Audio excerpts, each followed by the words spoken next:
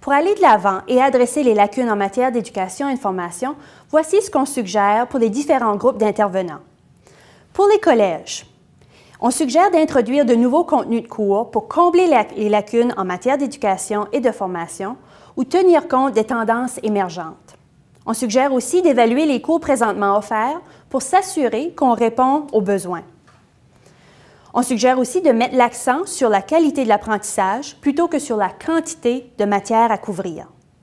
Pour les organisations provinciales, territoriales et nationales, on peut renforcer les capacités en élaborant et en offrant des ressources pour la formation et le perfectionnement. On peut aussi collaborer avec d'autres organisations ou groupes de formation. On peut exercer un lobby auprès des organismes dirigeants pour obtenir un financement accru.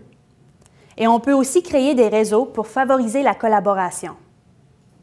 Pour les décideurs provinciaux et territoriaux, on a suggéré d'élaborer des politiques, par exemple, exigences pour la reconnaissance professionnelle, les activités de perfectionnement professionnel également.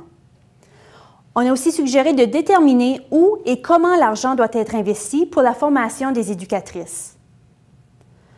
On a aussi suggéré d'établir des normes pour la pratique et de reconnaître l'importance du perfectionnement professionnel. Pour les gestionnaires et les directrices des services de garde, on suggère de reconnaître l'importance des initiatives de perfectionnement professionnel pour tout le personnel et investir à cet égard. Et on suggère aussi de soutenir les efforts de mentorat.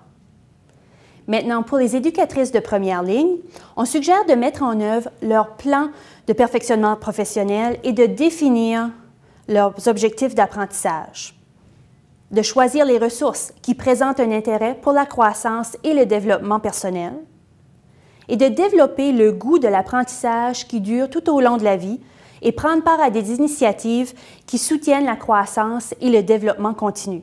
En ce qui a trait au Conseil sectoriel des ressources humaines des services de garde à l'enfance, on suggère de faciliter la collaboration entre les différents groupes d'intervenants, de renforcer les capacités grâce à l'organisation de forums, de favoriser l'élaboration de programmes d'études et de ressources pour le perfectionnement professionnel et d'élaborer pour les normes professionnelles des addendas ou des profils.